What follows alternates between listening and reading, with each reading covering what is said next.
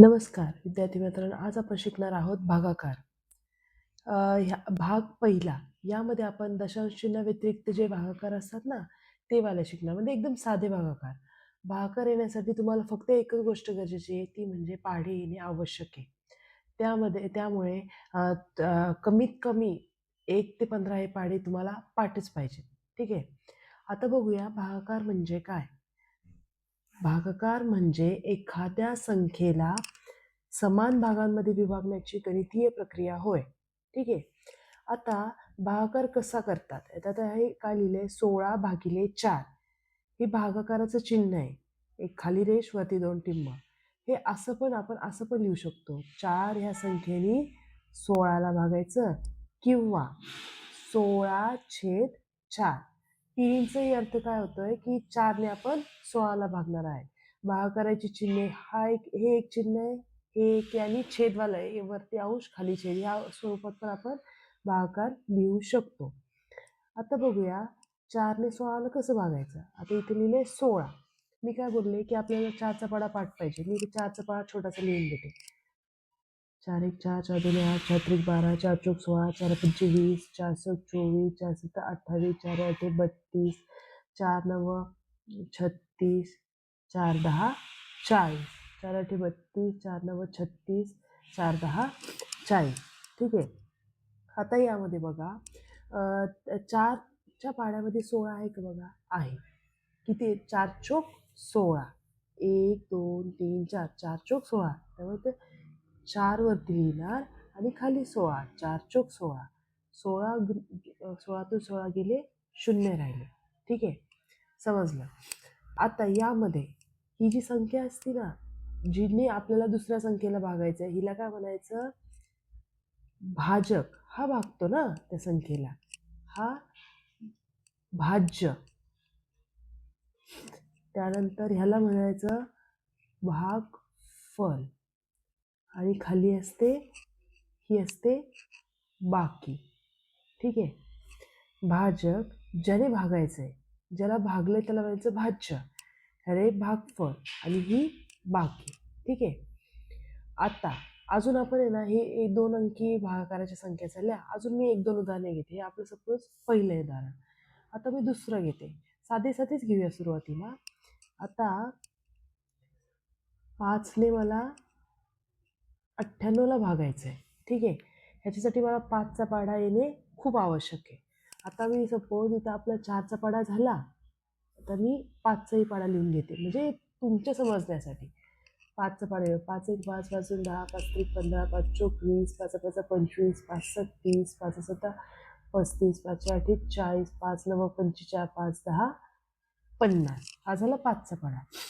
आता पहिल्यांदा एकक स्थानची संख्या बघायची. 5च्या पाढ्यात 9 आहेत का? नाही. 9 पेक्षा छोटं कोण आहे? 5 स्वतः. 9 पेक्षा मोठा आहे ना, मग मी 5 स्वतः घेणार. 5 1 5. 9तून 5 गेले किती राहतात? 4. आता 5च्या पाढ्यात 4 आहेत का? नाही. मग मी पुढची संख्या घेते. खाली घेतले 8. आता 4 आणि 8 मिळून किती होतात? 48. आता मी 5च्या पाढ्यात 48 शोधते. 48 नाही. 48 पेक्षा जरा छोटा कोण आहे? 45. जरा छोटा बघायचा आहे आपल्याला. 50 हा 48 पेक्षा मोठा होतोय, म्हणून मी 45 घेते. 5 9 45. 8तून 5 गेले, 3 राहिले. 4तून 4 गेले, 0 राहिले. यामध्ये भाजक कोण आहे? हा. भाज्य हा. भागफल 19 आणि बाकी 3. हे झाले 2 उदाहरणे. त्यानंतर अजून एक उदाहरण बघूया, तिसरं. आता आपण मला सांगितलंय 93ला 7ने भागायचं.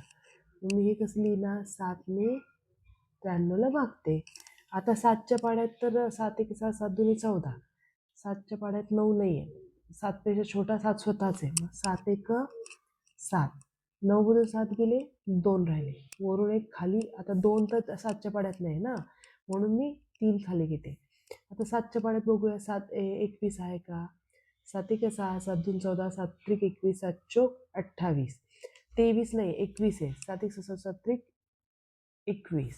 आता 21 ह्याच्यातून आता वजा केले, 3तून 2 1 गेला, 2 राहिले, 2तून 2 गेले, 0 राहिले. झालं, हे मला समजलं तुम्हाला. हे झाले 3 उदाहरणे. अशीच आपण काय करूया, आता ही झाली 2 अंकी संख्या ना. आता मी बघते 3 अंकी संख्या, 3 अंकी संख्येचा भागाकार. हे चौथं उदाहरण घेऊया. आता मी काय करते, आता 5ने मी 342ला भागते. आता पहिला बघूया, 3 हा 5च्या पाड्यात आहे का, तर नाही आहे बाबा. तर मग मी काय करते, आता पुढची पण संख्या एकत्र, दोन्ही संख्या एकत्र घेते. 3 नाही आहे ना 5च्या पाड्यात, मग 34 बघूया. 34 5च्या पाड्यामध्ये नाही आहे, डायरेक्ट काय 35 आहे. मला तर त्याच्यापेक्षा मोठं नको आहे, मग मी घेणार 30.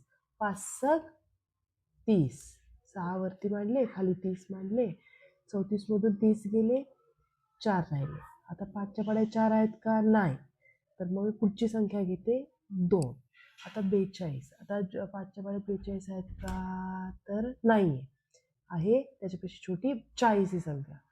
5 8 40. तर 2तून 0 गेले, 2 राहिले, 4तून 4 गेले, 0 राहिलं. मग इथं भागाकार किती आला आपला, भागाकार आला 68, बाकी आली 2. असेच अजून 1-2 उदाहरणं बघूया आपण.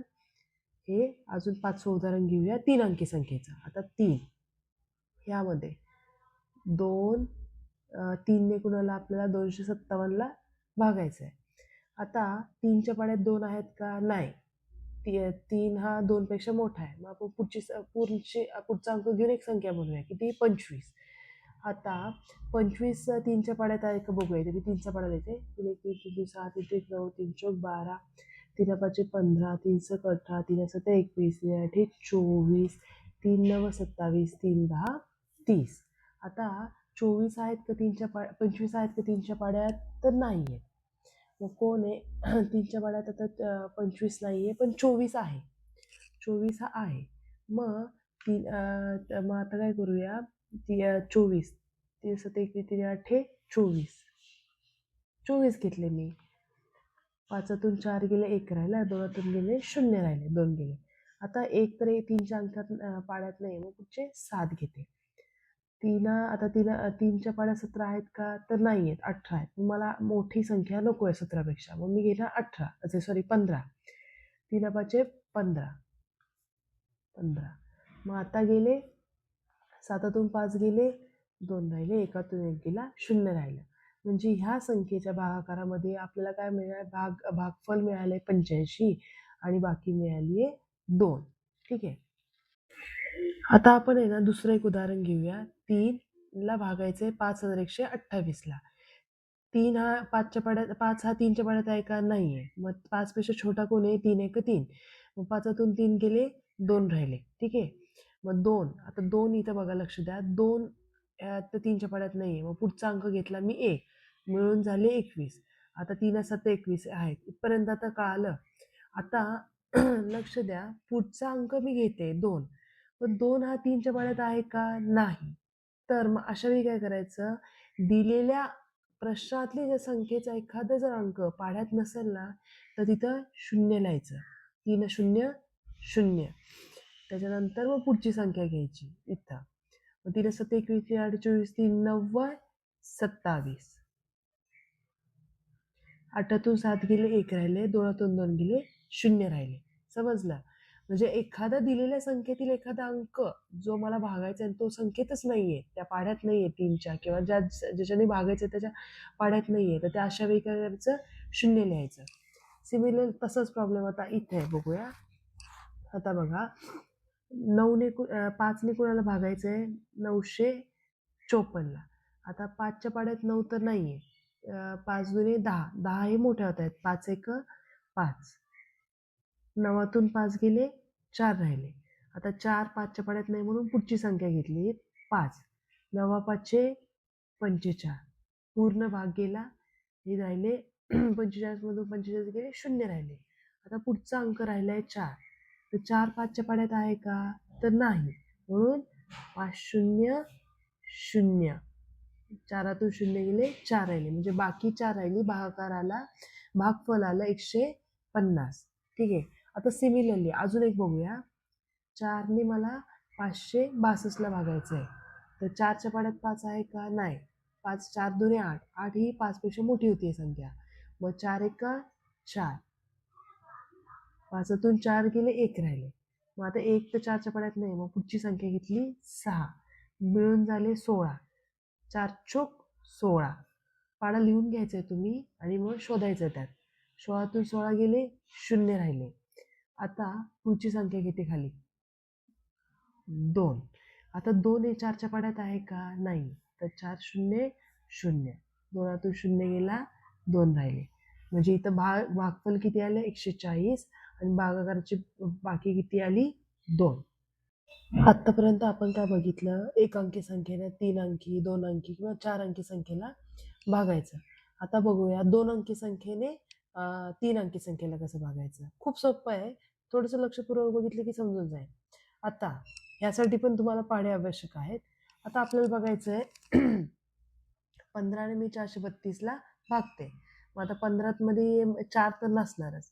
मग पुढचा अंक घेऊन 43 अंक बनतो. मग 15च्या पाड्यामध्ये 43 ठेवूया. 15 दुने 30, 15 त्रिक 45. 45 असतं 43 पेक्षा मोठा आहे. मग त्याच्यापेक्षा जर असं खाली कोण आहे? 15 1 15, 15 दुने 30. मग 30. मग 43 मधून 30 गेले राहतात 13. 13. आता 13 उरले होते, वरचे 2 घेतले. आता 15च्या पाड्यामध्ये 132 शोधूया. नाही. 15 9 135 आहे. मग 15 8 120 घेते मी. जर अशी छोटी संख्या त्यापेक्षा 132 पेक्षा. मग 2तून 0 गेले 2, 3तून 2 गेले 1, 1तून 1 गेलं 0. म्हणजे भागफल किती आलं? 28 आणि बाकी किती आलं? 12. आता पुढची संख्या बघूया. 12ने मला 526ला भागायचं आहे. आता 12च्या पाड्यात 52 का बघूया. 12 12 24 32 36 12 44 12 55 12 पंचे 60 मोठी आहे. 12 12 24 32 चोक 48. 48 घेऊया. त्याच्यापेक्षा जर अशी छोटी संख्या. मग आता तुम्ही 52 मधून 48 वजा केले तर तुम्हाला उत्तर मिळतं 4. आणि वरची संख्या घेते आता मी. आता 12च्या पाड्यात 46 शोधूया. 12च्या पाड्यात 46 नाही आहे, डायरेक्ट 48 आहे. मग त्याच्यापेक्षा जर छोटा बघूया आपण. 12 36. 46 वर 36 गेले 10 राहिले. आता इथं भागफल किती आलं? 43 आणि बाकी किती आली? 10. आता शेवटचं उदाहरण बघूया. 14ने 924ला भागायचंय मला. ठीक आहे. आता यामध्ये 9 तर 14च्या पाड्यात नाही आहेत. ठीक आहे. मग आता पुढची संख्या घेऊन मिळून होतात 9 आणि 2 हे 92 एवढी संख्या. आता 14च्या पाड्यामध्ये मी 92 शोधते. तर 14 7 98. मग मला 98 नको आहे. मला 14 सक पाहिजे किती? 84. ठीक आहे. मग 84 92 मधून 84 गेले 6 राहिले. ठीक आहे. आणि 6 राहिले आणि